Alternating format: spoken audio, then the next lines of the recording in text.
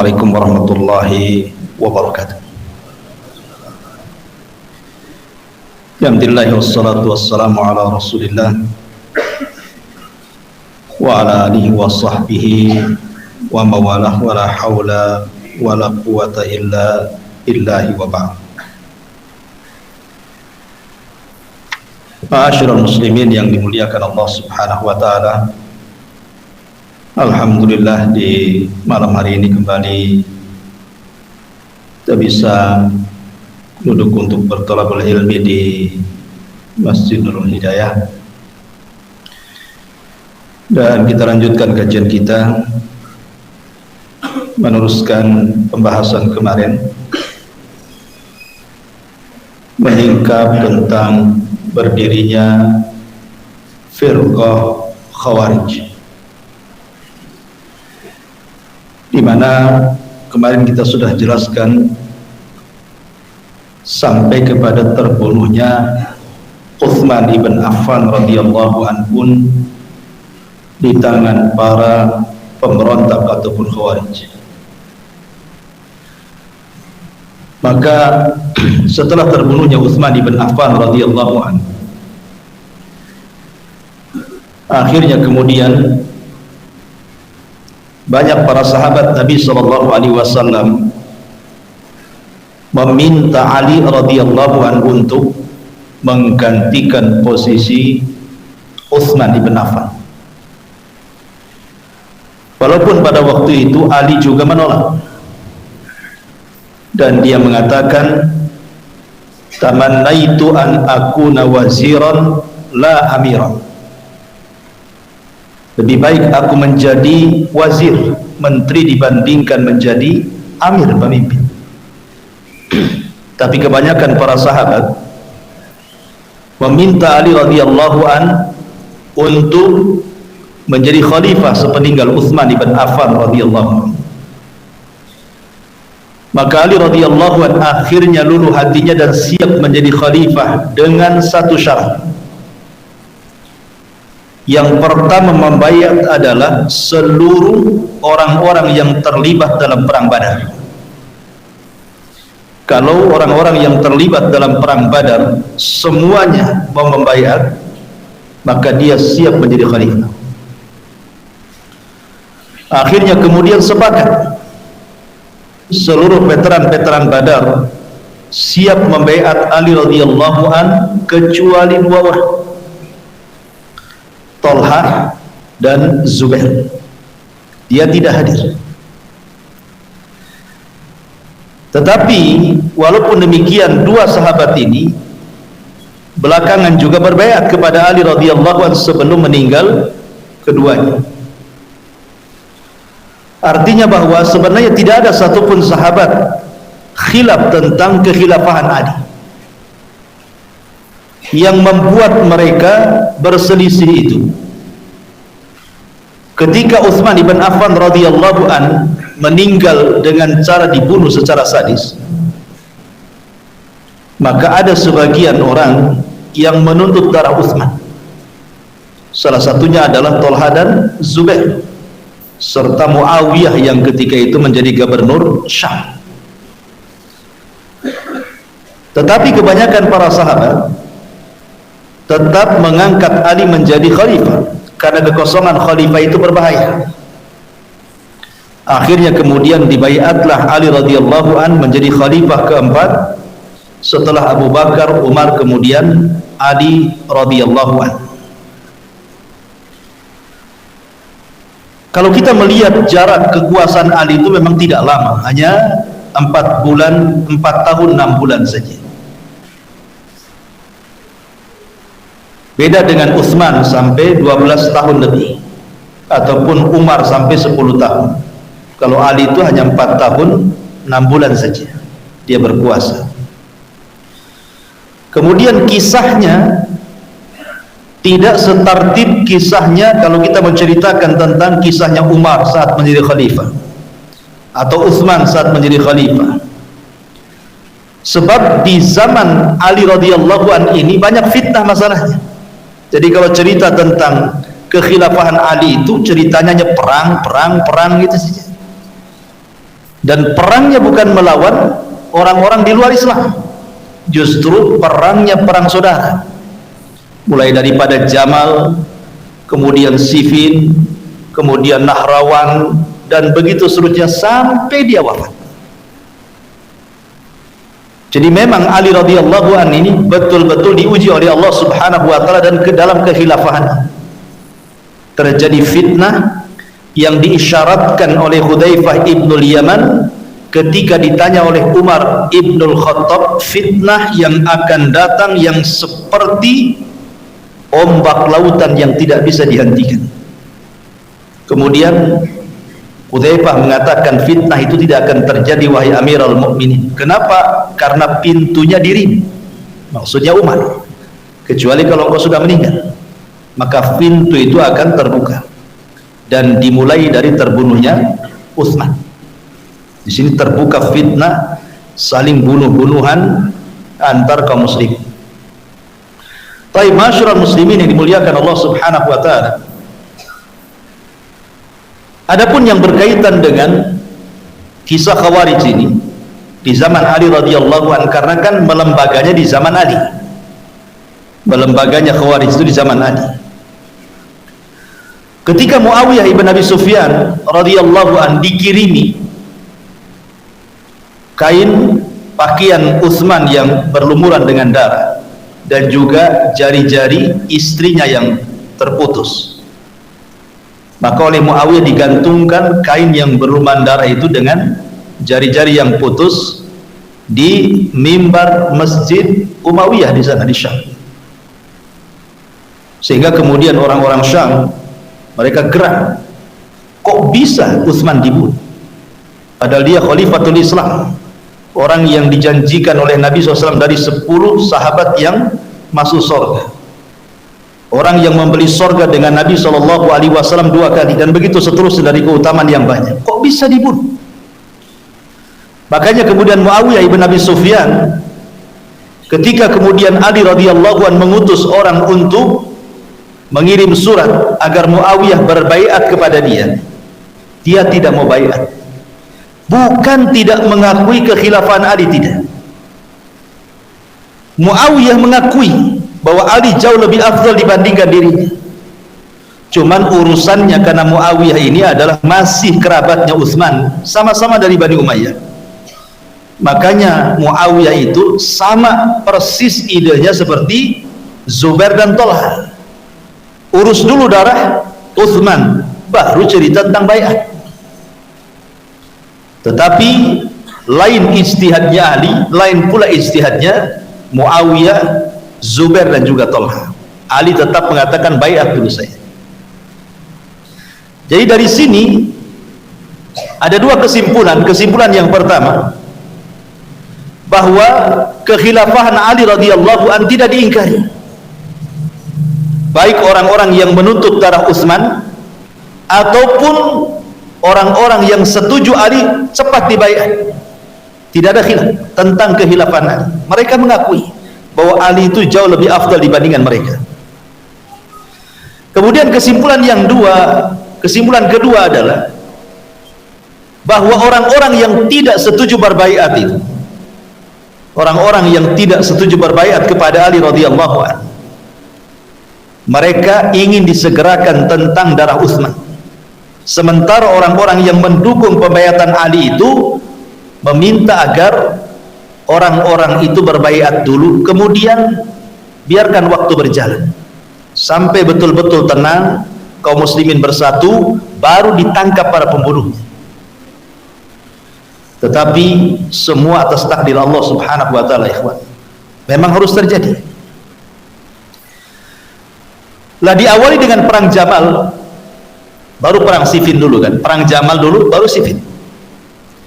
Jadi dalam perang Jamal ini, Thalha dan Zubair ketika itu memang sangat geram dengan para pembunuh Utsman. Dia ingin menangkap mereka berdua dengan mengerahkan pasukan dari Hijaz menuju Syam, berangkat dengan pasukan yang banyak, dan merayu Ummul Mukminin Aisyah radhiyallahu anha untuk ikut. Kemudian dengan banyaknya argumen, akhirnya Aisyah pun ikut juga akhirnya. Berarti di sini ada 3 orang tuh. Ada Thalha ibn Ubaidillah, ada Zubair ibn Awam, dan juga Ummul Mukminin Aisyah radhiyallahu anha. Berangkat ke mana? Berangkat ke Basrah. Ketika itu Ali radhiyallahu anhu masih di Madinah, mendengar bahwa ada pergerakan dari Zubair, Thalha dan Aisyah radhiyallahu anha dengan bawa pasukan yang besar dan hendak menghakimi setiap orang yang terlibat dalam pembunuhan Utsman. Maka Ali sebagai khalifah tidak mungkin tinggal diam, karena akan terjadi kekacauan. Maka Ali pun menyusul, kemudian mengarah ke Kufah. Jadi satu di Basrah, satu di Kufah. Akhirnya kemudian Ali radhiyallahu an mengingatkan Zubair dan Thalha ini agar jangan sampai terjadi pertumpahan darah. Kemudian akhirnya berdamailah 2 orang ini dengan Ali radhiyallahu an. Masalahnya yang terlibat dalam pembunuhan Utsman ini di belakang mereka adalah Abdullah ibn Sabah, tokoh munafik yang pura-pura masuk Islam di zaman Utsman ibn Affan radhiyallahu anhu. Dia mengatakan ini tidak bisa dibiarkan, kalau mereka sampai berdamai bahaya kami. Kalau sampai 2 orang ini berdamai, kubu Ali dan juga kubu Thalha, maka nyawa mereka terancam. Pasti mereka akan membuat bulir-bulir kesepakatan. Boleh jadi mungkin di antara kesepakatan itu, mungkin para pembunuh itu akan ditangkap dan diadili kan itu. Akhirnya kemudian di malam hari ketika semua tenang karena sudah terjadi islah, tenang malam itu. Yang tidak tenang siapa? Orang-orang munafik, orang-orang yang terlibat dalam pembunuhan Abdullah ibn Sabah. Akhirnya Abdullah ibn Sabah kemudian membagi pasukan yang terlibat dalam pembunuhan Utsman menjadi 2 pasukan. Satu pasukan mengarah ke Basrah, satu pasukan mengarah ke Kufah. Untuk apa? Untuk menyerang dua-duanya. Jadi membuat kekacauan.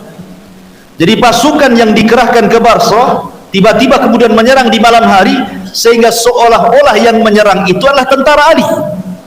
Kemudian pasukan yang diarahkan ke Kufah menyerang tentara Ali, seolah-olah digambarkan yang menyerang itu tentara Thalha.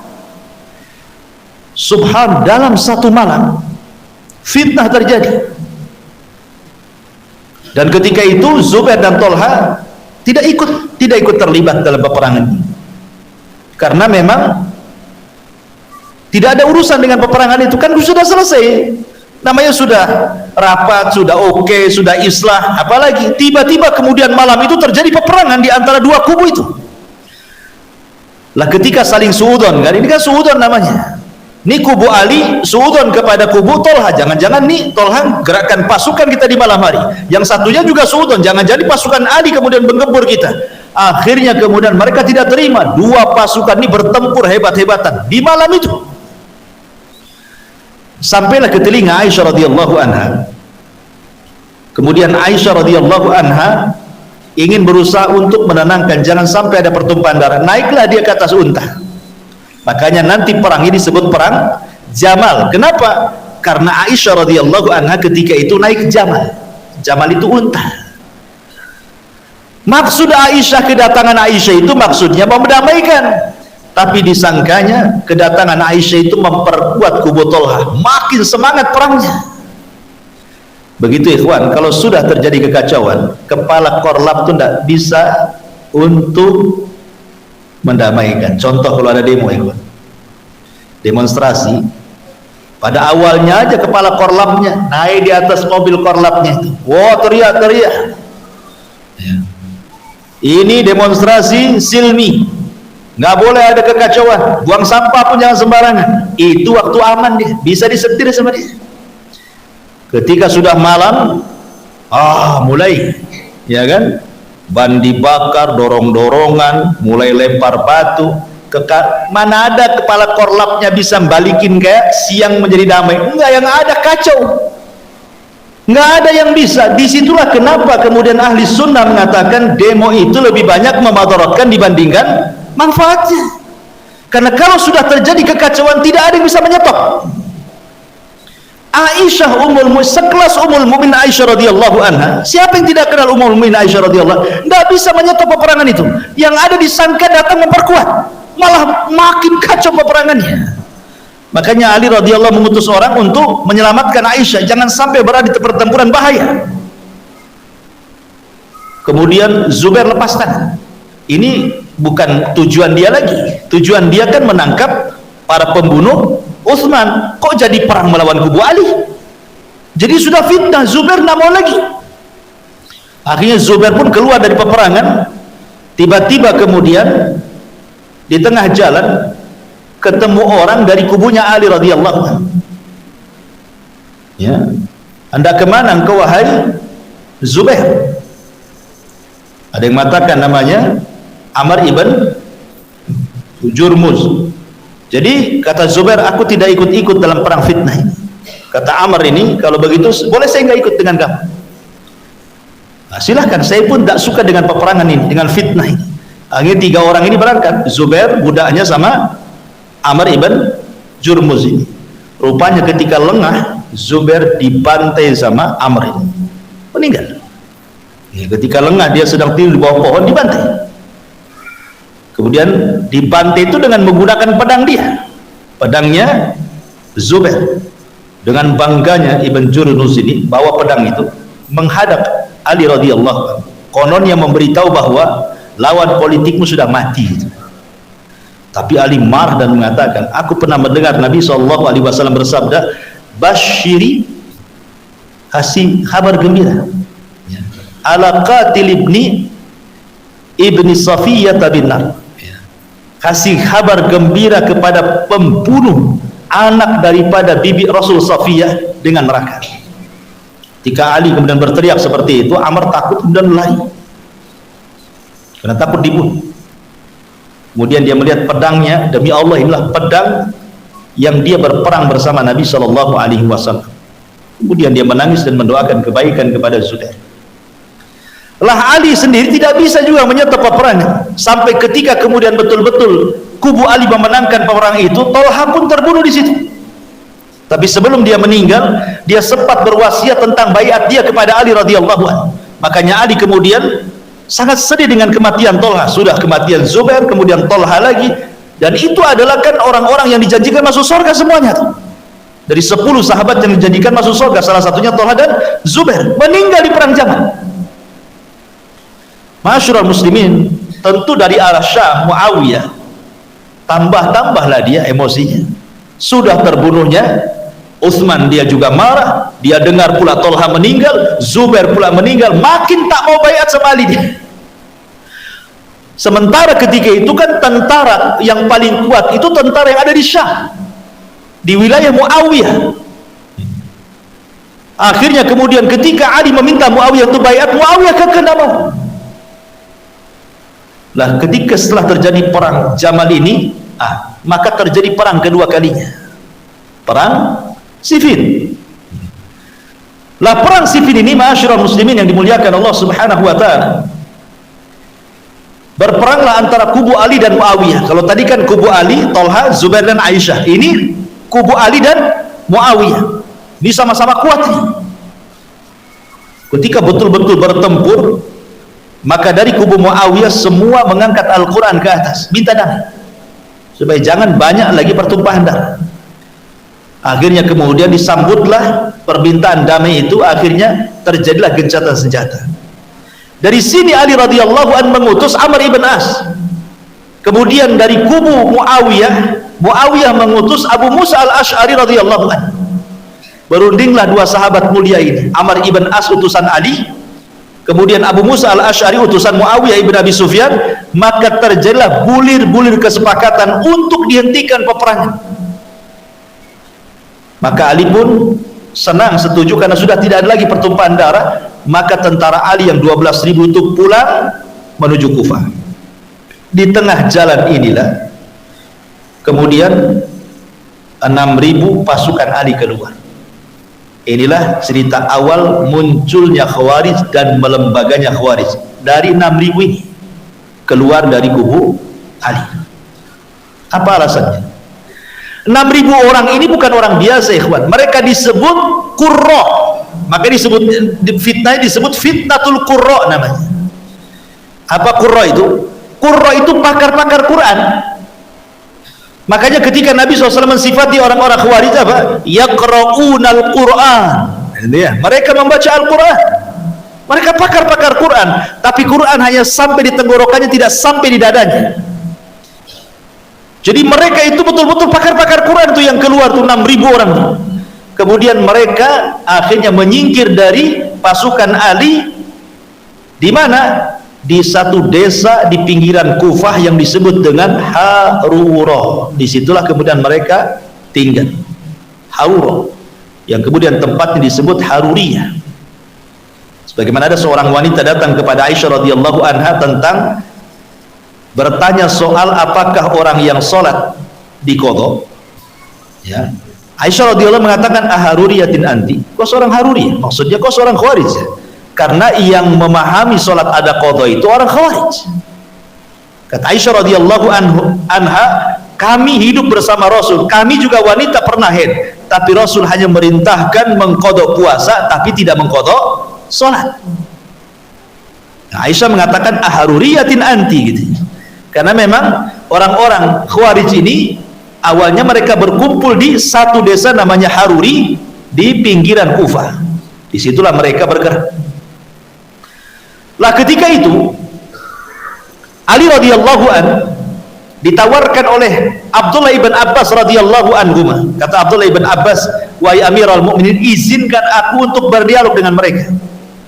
Kata Ali, jangan. Aku khawatir mereka akan membunuh. Kata Abdullah ibn Abbas radhiyallahu anhuma, tidak, aku hanya ingin menyampaikan kebenaran. Kalau mereka terima alhamdulillah, tidak terima aku balik lagi. Akhirnya Ali pun mengizinkan Abdullah ibn Abbas untuk menjumpai yang 6.000 pasukan itu yang keluar dari kubu Ali. Maka dia mengambil pakaiannya yang sangat indah sekali, yang bagus sekali. Kemudian menghadap kepada orang-orang Khawarij yang ada di Haruri tadi. Ma'asyiral muslimin yang dimuliakan Allah Subhanahu wa taala. Maka mereka mengatakan ketika datang Abdullah ibn Abbas itu, "Marhaban ya Ibn Abbas." Ma hada? Selamat datang wahai Ibnu Abbas, kata mereka. Apa-apaan ini? Apa-apaan ini? Maksudnya melihat pakaian yang indah yang dipakai, apa-apaan ini katanya. Karena orang-orang Khawarij itu terkenal orang-orangnya memang betul-betul zuhud. Dari segi pakaian tuh mereka lusuh-lusuh gitu saja, gak pernah menggunakan pakaian-pakaian yang indah itu. Jadi ketika Abdullah ibn Abbas membawa pakaian, menggunakan pakaian indah tuh heran mereka. Dan dikatakan, apa ini katanya? Ini bukan sunnah Nabi, mungkin begitu bahasa mereka. Tapi Abdullah ibn Abbas radhiyallahu anhu mengatakan, bukankah di antara kalian ada yang hidup di zaman Nabi? Nabi SAW pernah memakai pakaian khullatul yamani, pakaian yang indah yang berasal dari Yaman. Rasul pun pakai. Kenapa kalian larang? Bukankah Allah Subhanahu wa taala berfirman, "Qul man harrama zinatallah." Siapa yang mengharamkan zinatullah? Maksudnya pakaian indah. Allah tidak mengharamkan. Kalian jangan mengharamkan yang Allah haramkan. Ma'asyiral muslimin, rupanya ketika berdialognya Abdullah bin Abbas dengan mereka, ada seseorang namanya Ibnu Quwah. Ibnu Quwah itu pimpinannya orang Khawarij. Ibnu Quwah namanya. Kata Ibnu Quwah, dia kumpulkan orang-orang Khawarij yang keluar dari tentara Ali itu. Dia khawatir kalau Ibnu Abbas itu datang bawa syubhat. Apa kata Ibnu Quwah di hadapan orang-orang Khawarij itu? Ya ma'syaral muwahhidin katanya. Ataupun ya ma'syaral mujahidin. Wahai orang-orang yang mentauhidkan Allah, wahai orang-orang yang ahli jihad. Nah, begitulah memang orang Khawarij. Mereka selalu mengklaim diri mereka para muwahhidin, ahli tauhid, yang lain bukan, yang lain tagut, dia yang ahli tauhid. Kan begitu ya? Ya, mereka itu seperti itu, yang lain tagut, dialah yang bertauhid. Makanya panggilan mereka seperti itu, ya ayyuhal muwahhidin gitu. Wahai orang-orang yang ahli tauhid, seolah-olah mereka yang ahli tauhid. Kemudian kata Ibnu Quwah, tahukah kalian siapa orang ini? Maksudnya Abdullah bin Abbas. Kalau kalian tidak tahu, saya kasih tahu katanya. Kemudian kata Ibnu Quwah mengatakan, sesungguhnya orang ini Maksudnya Abdullah bin Abbas radhiyallahu anhuma, laqad anzalallahu lahu wa fi qaumihi innahum qaumun khasimun. Innahum qaumun khasimun. Kalau kalian ingin tahu siapa orang ini, dia maksudnya Abdullah bin Abbas dan kaumnya orang-orang Quraisy, persis seperti yang Allah turunkan dalam Al-Quran, innahum qaumun khasimun. Mereka adalah kaum yang tukang debat. Nggak usah dilayan katanya. Nggak usah dilayan, nanti kena syubhat kalian katanya.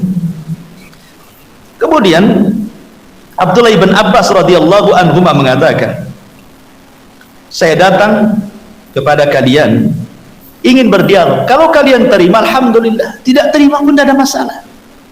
Saya ingin tanya kepada kalian, apa yang membuat kalian keluar dari tentara Ali? Itu saja.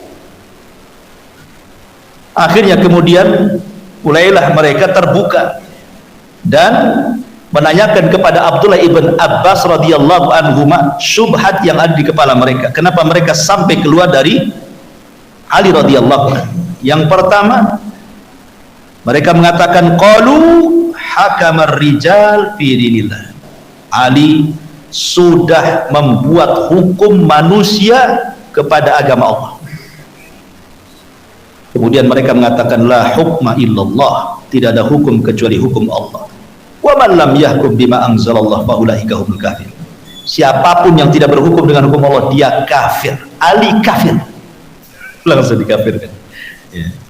Kenapa mereka mengatakan seperti itu? Hakamar rijal fi dinillah.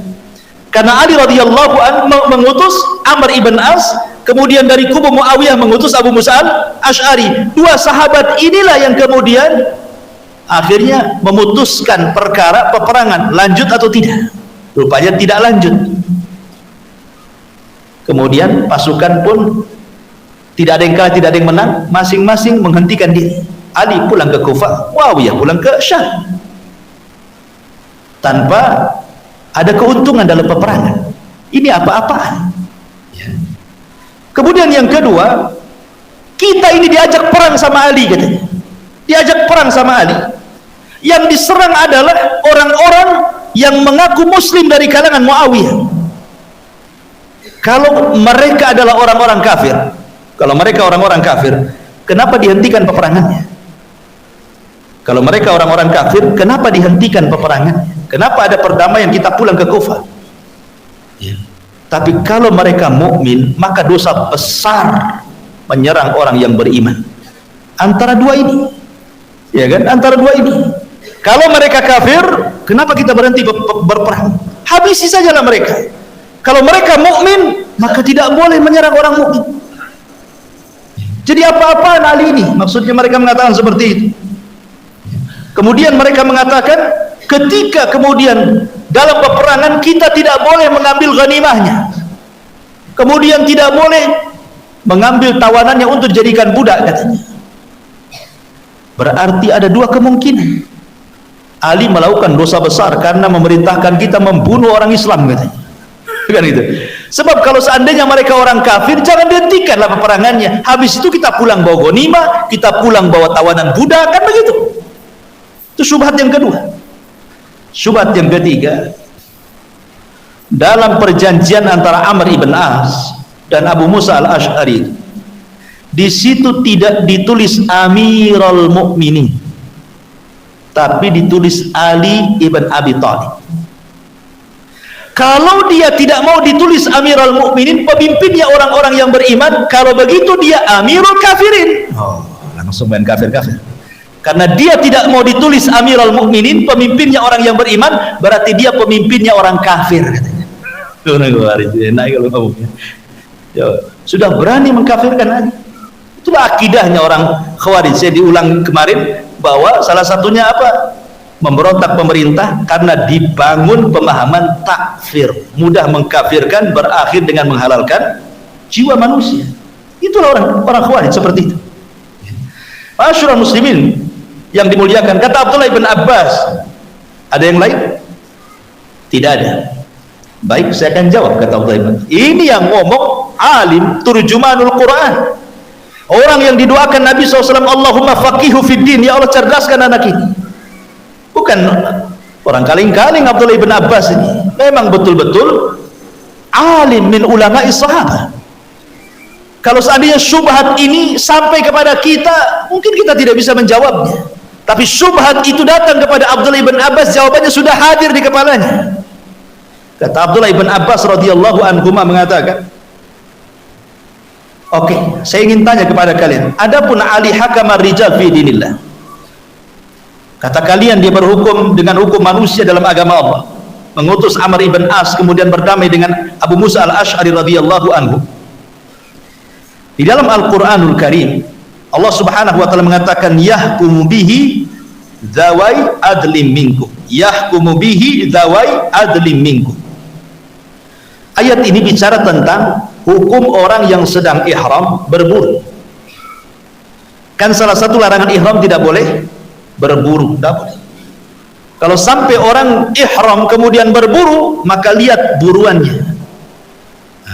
Maka sebagai gantinya kalau dia memburu kelinci, maka nanti kelinci ini sama dengan apa? Sama dengan kambing umpamanya.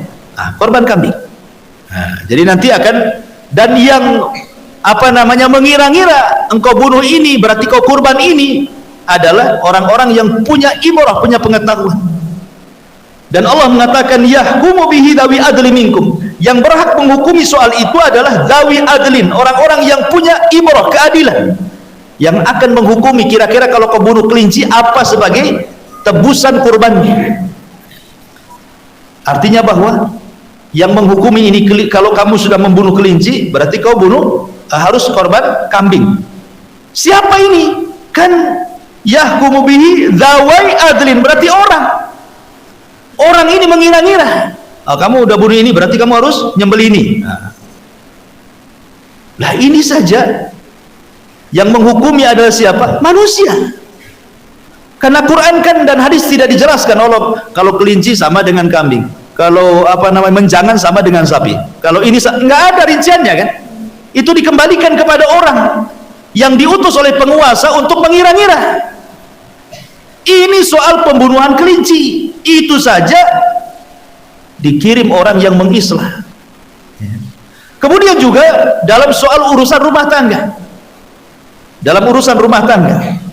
apabila seorang suami bermasalah dengan istri kemudian tidak bisa berdamai, maka ada langkah yang paling akhir, fab'atsu hakaman min ahlihi wa hakaman min ahliya, utus keluarga laki-laki, utus keluarga perempuan, berdamai kalian.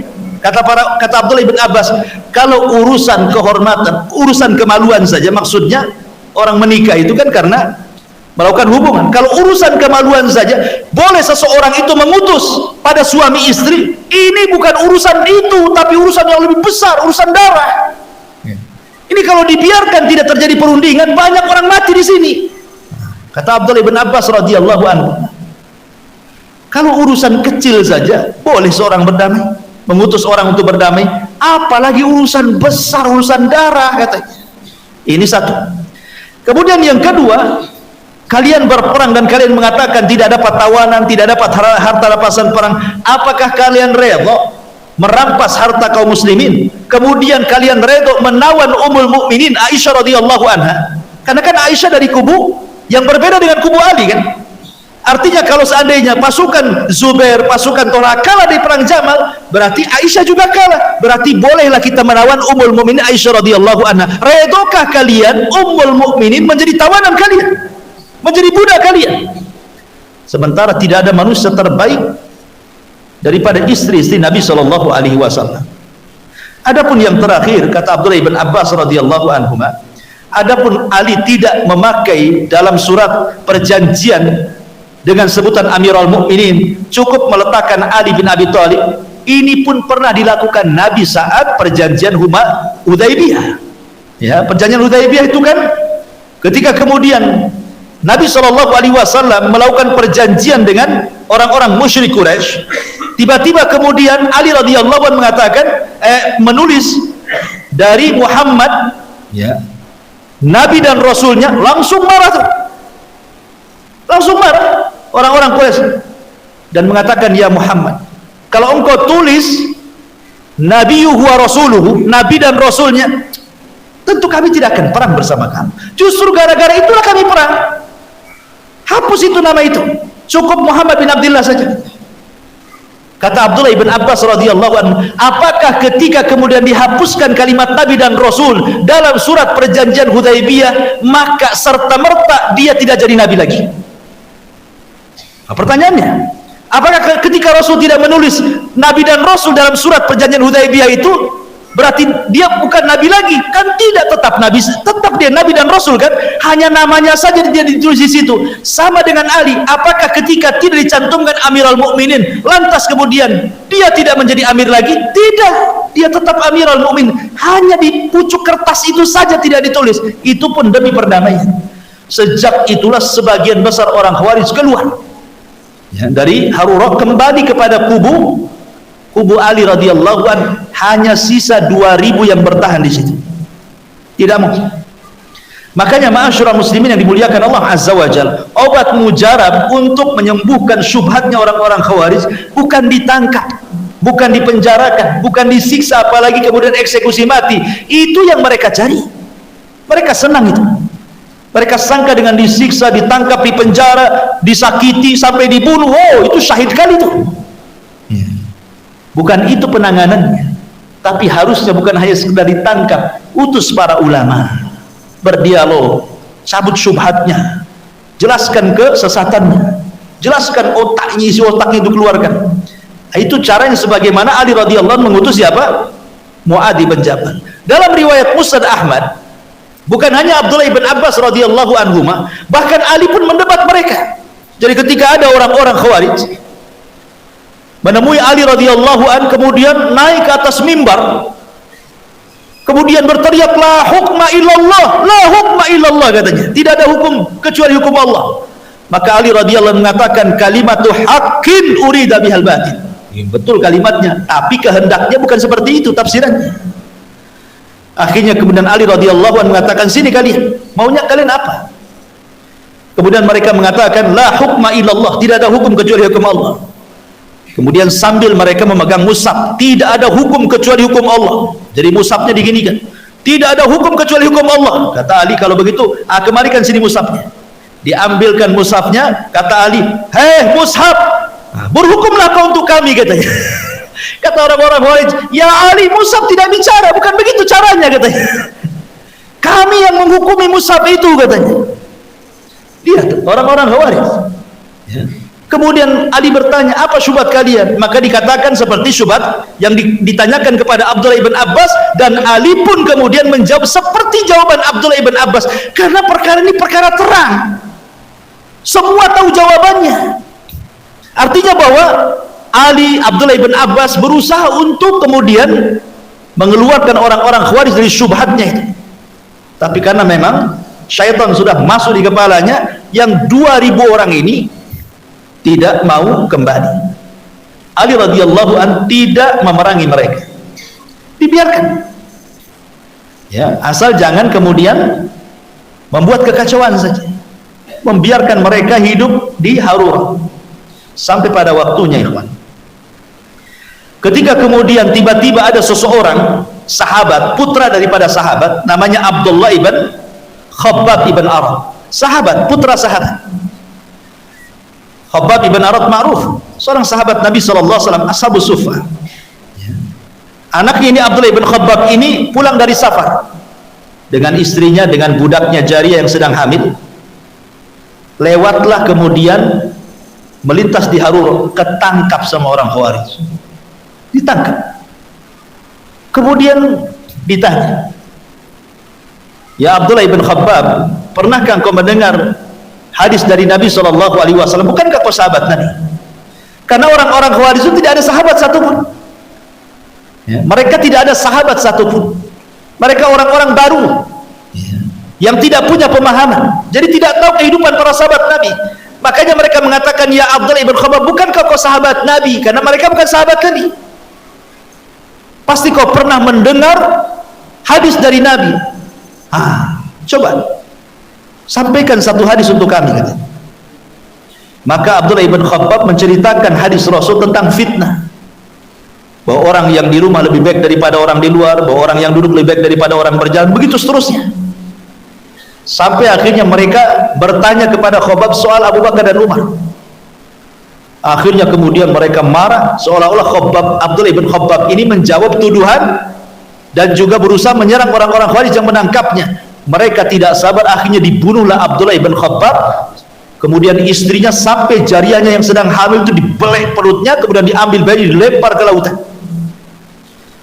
Ketika mereka sudah mulai menghalalkan darah kaum muslimin, darah sahabat ditumpahkan sampai dibedel perutnya jariah, sampai dilempar ke laut itu bayinya itu. Kabar ini sampai kepada Ali.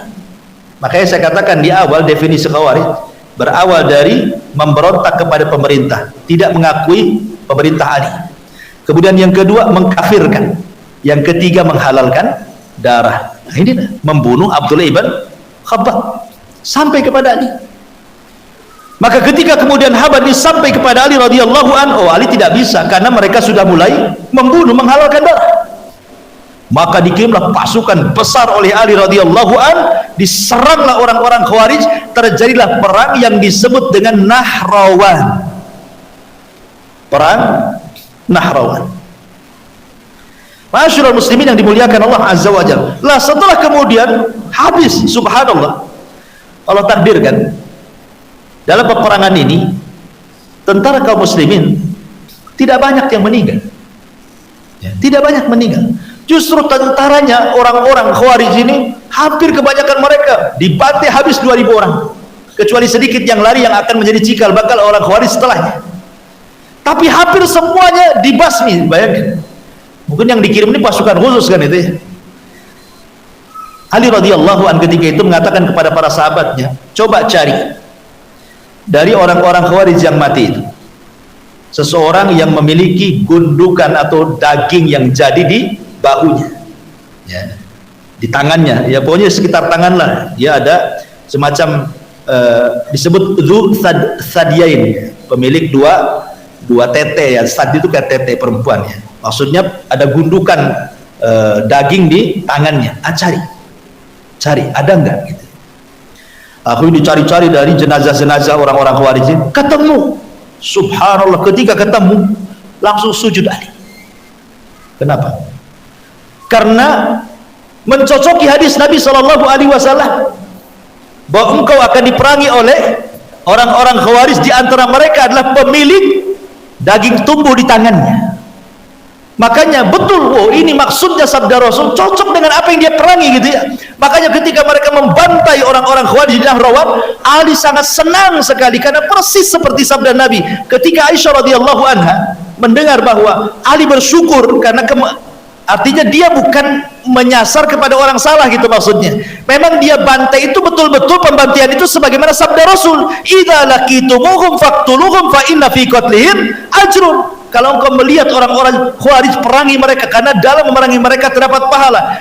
Ketika ada orang yang ciri-cirinya seperti itu, memang mereka adalah Khawarij yang disabdakan Rasul. Makanya Ali dengan bangganya langsung sujud dan mengatakan alhamdulillah, katanya, aku bukan memerangi orang salah, katanya.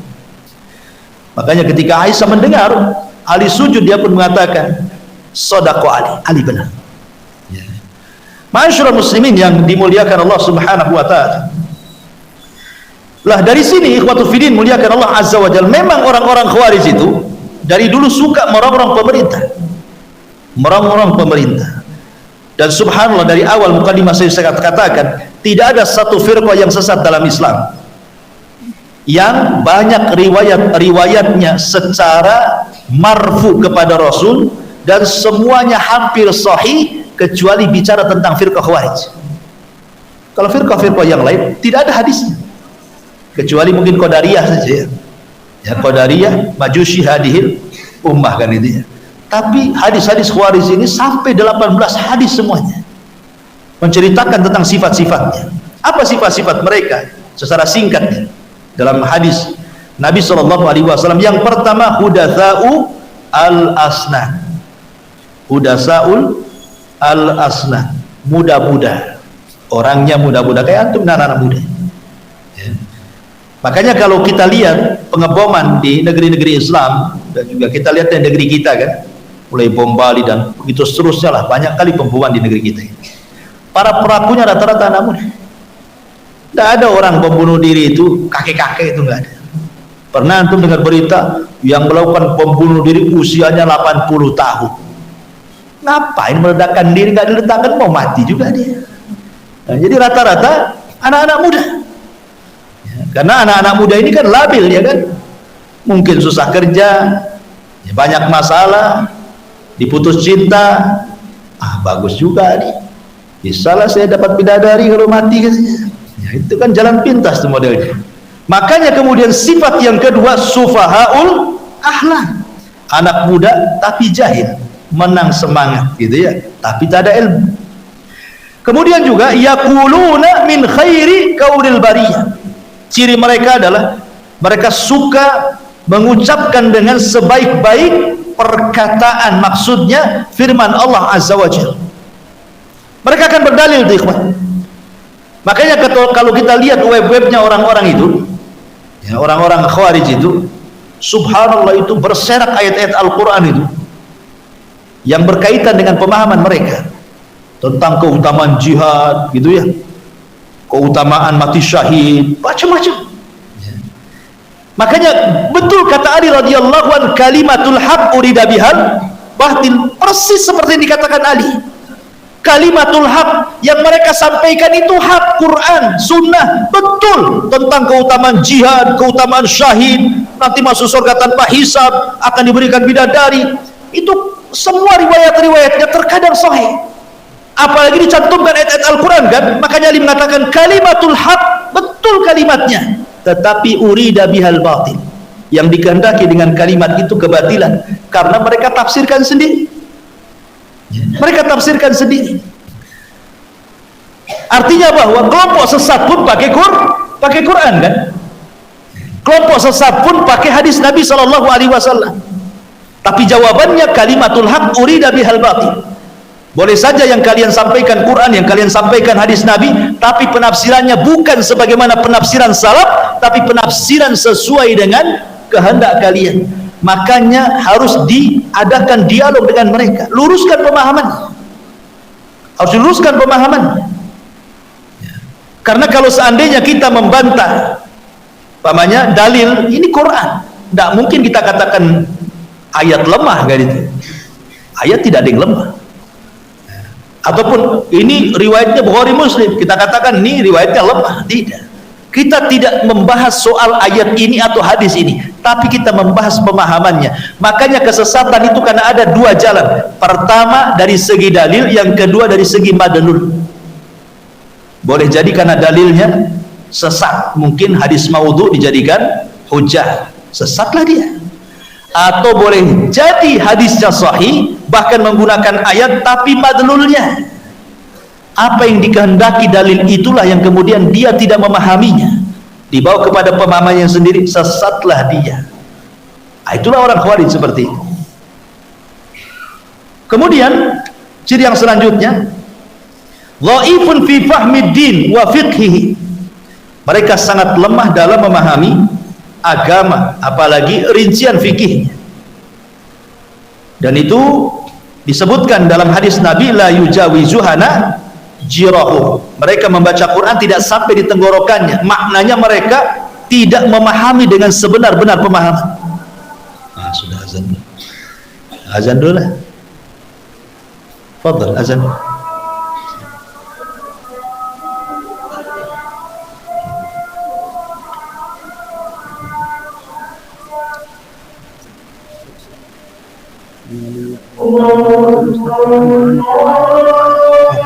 Pas istirahat.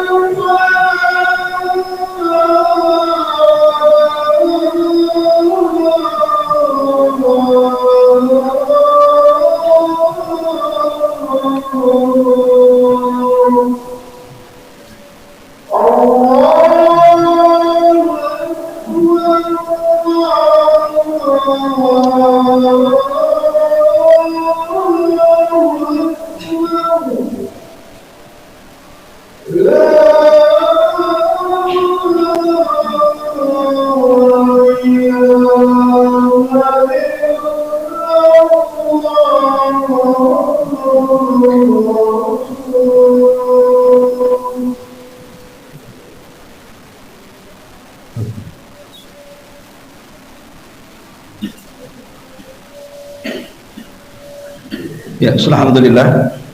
Kemudian selanjutnya di antara ciri-ciri mereka adalah yukthiruna minal ibadah. Mereka luar biasa ibadah. Bahkan di malam hari mereka membaca Quran itu seperti kadawi an-nahl, seperti suara tawon. Malam itu mereka luar biasa baca Quran. Dahi-dahi mereka hitam karena banyak sujud. Persis seperti yang disabdakan Nabi SAW bahwa laisa salat tukum ila salati, tidak ada artinya salat kalian dibandingkan salat mereka, puasa kalian dibandingkan puasa mereka, baca Quran kalian dibandingkan baca Quran mereka. Artinya mereka dalam ibadah mengungguli kalian.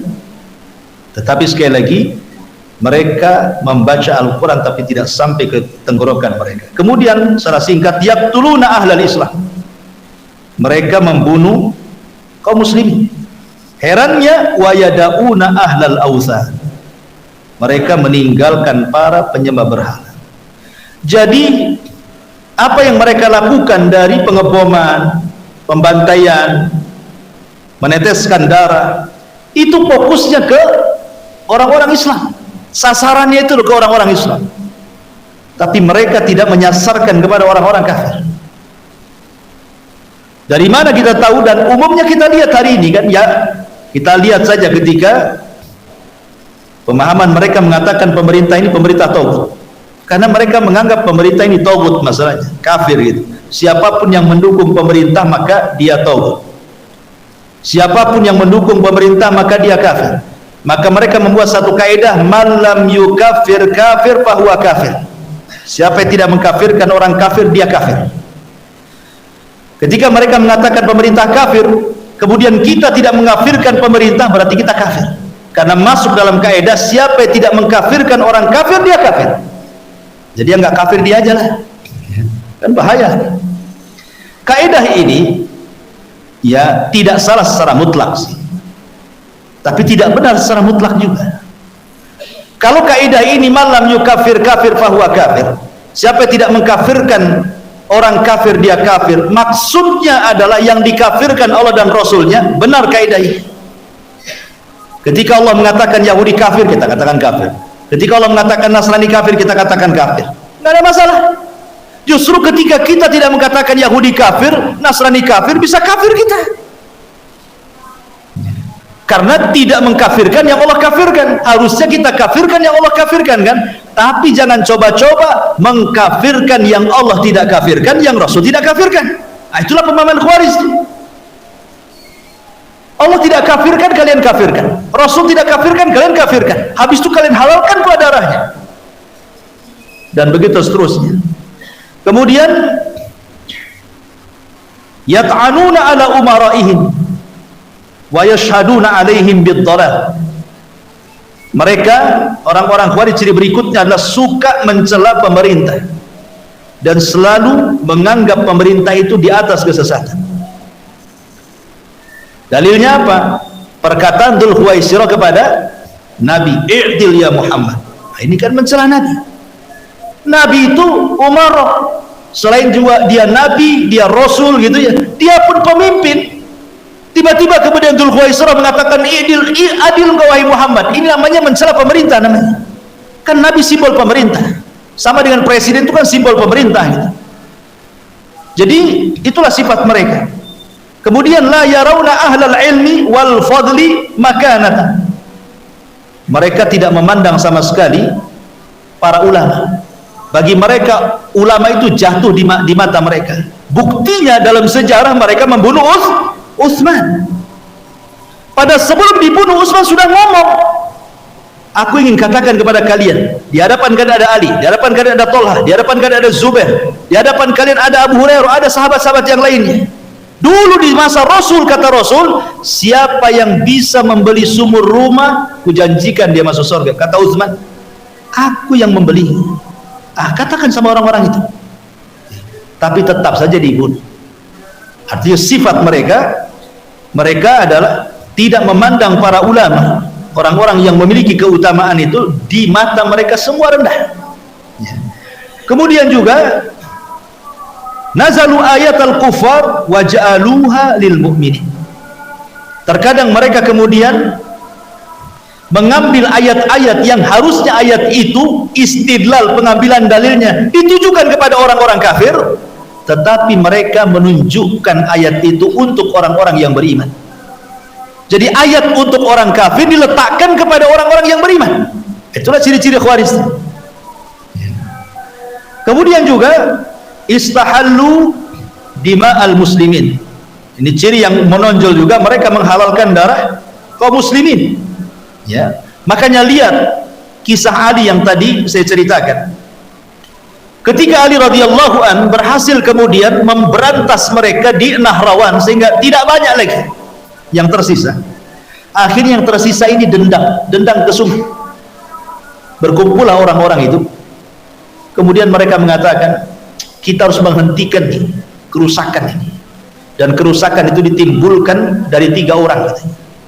Dari Ali radhiyallahu an, dari Amr ibn As, dari Muawiyah bin Abi Sufyan. Mereka mengatakan kalau 3 orang ini meninggal istirahat dunia katanya. Kemudian Abdurrahman bin Mulzam mengatakan, baik, kalau begitu biar saya menghabisi Ali. Yang lain mengatakan saya menghabisi Amr bin As.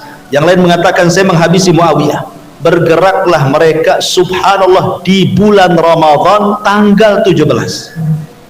Tanggal 17 ini terjadi perang Badar. Ini bulan suci, ikhwan.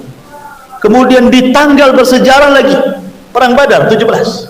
Bergerak nih 3 kelompok ini, satu dipimpin Abdurrahman bin Mulzam, dan yang satunya lagi, kemudian yang satunya lagi dipimpin sama teman-teman yang sama-sama Khawarij. Berangkat yang satu ke Irak, yang satu ke Syam, ya kan? Akhirnya Ali radhiyallahu an itu sebelum dia terbunuh dia merasakan bahwa dia akan mati. Suatu ketika Ali radhiyallahu an pernah sakit parah. Ya, pernah sakit parah. Kemudian Ali mengatakan kepada Hasan dan Husain, walaupun aku sakit separah ini, saya tidak akan mati, kata Ali. Karena aku mendengar Nabi SAW bersabda kepada aku bahwa kematianmu adalah ketika ada darah yang muncrat dari tengkuk dan membasahi janggutmu. Kalau janggutmu penuh dengan darah, dari darah yang muncrat dari tengkukmu, disitulah kau mati. Jadi ketika Ali sakit parah itu, Ali mengatakan, jangan menangis kalian wahai keluargaku, aku tidak akan mati sekarang. Karena Rasul pernah bersabda kepadaku, kematianku apabila jangkutku berlumuran darah dari darah tengkukku. Kan lagi sakit, kan gak ada darahnya. Makanya Ali yakin dengan sabda Rasul, dia tidak akan mati. Karena Rasul sudah mengatakan kematiannya seperti itu. Makanya kemudian 3 hari sebelum wafatnya Ali banyak berpuasa. Terkadang berbuka di rumah Hasan, terkadang berbuka di rumah Husain, dan dia hanya makan sedikit. Ketika ditawarkan makan banyak, tidak. Aku ingin berjumpa dengan Allah dalam kondisi aku lapar. Betul ketika di waktu fajar dia hendak mengimami sholat subuh kan. Karena di zaman itu pemimpin negara juga pemimpin sholat ya. Jadi berangkat dia sholat subuh, rupanya dihadang oleh Abdurrahman ibn Mulzam dengan cara licik kan. Ditusuk dari belakang dengan pisau atau pedang yang sudah dilumuri racun selama 7 hari 7 malam. Setiap malam dikasih racun pedang itu selama 7 hari 7 malam tuh.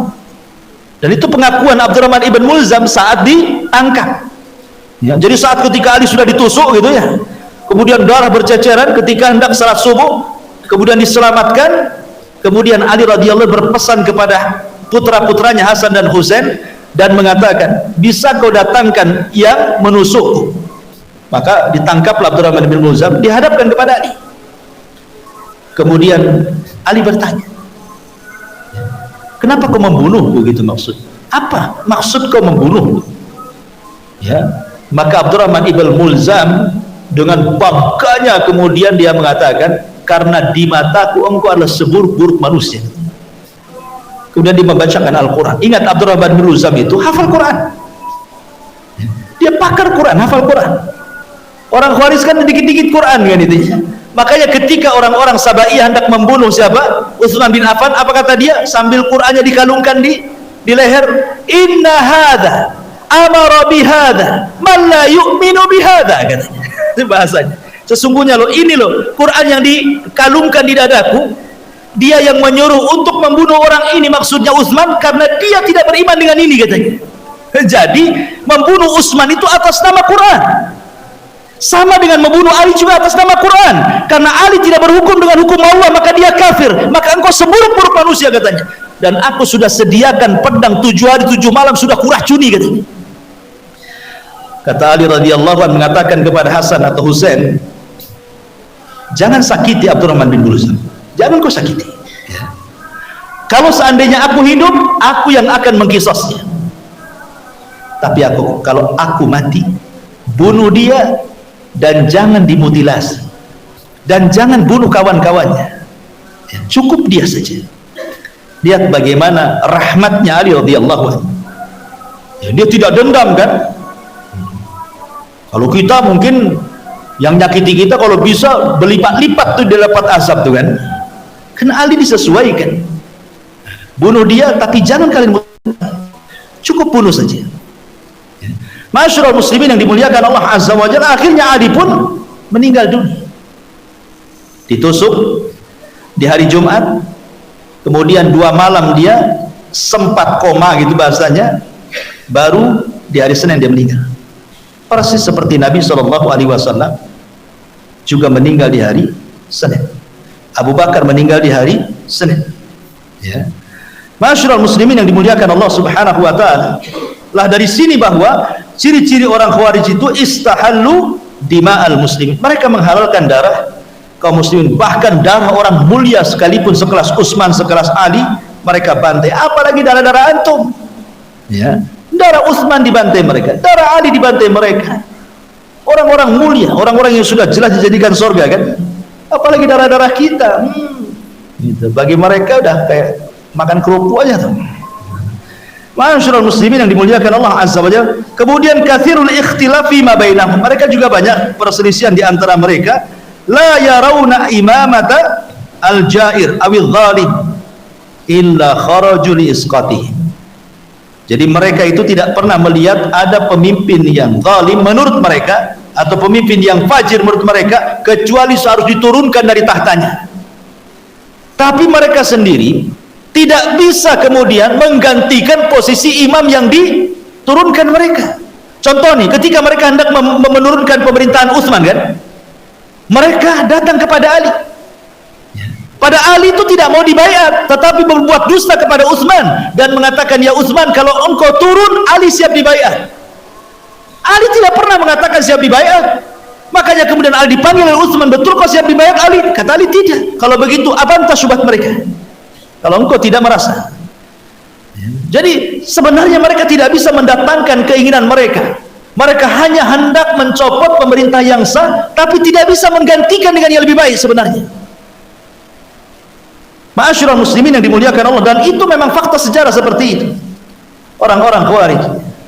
Ma'asyiral muslimin yang dimuliakan Allah azza wa, intinya bahwa yang harus dipahami tentang poin-poin orang Khawarij ini, kalau antum mendapatkan orang yang mengajak untuk memberontak kepada pemerintah, ataupun sudah mulai mengkafir kafirkan pemerintah, mentogut-togutkan pemerintah, atau kemudian membela orang-orang yang melakukan pembunuh diri atau siap melakukan aksi membunuh diri, hati-hati, berarti sudah terpapar pemahaman Khawarij. Ini 3 poin penting dalam masalah Khawarij. Wallahu a'lam bishawab. Saya kira cukup. Mungkin ada pertanyaan. Kalau ada, kalau nggak ada, kita udah sholat juga ya, kita tutup sajalah, nggak usah tanya-tanya ya. Subhanakallah bihamdika asyhadu an la ilaha illa anta astaghfiruka wa atubu ilaik. Allahu ta'ala. Assalamualaikum warahmatullahi wabarakatuh.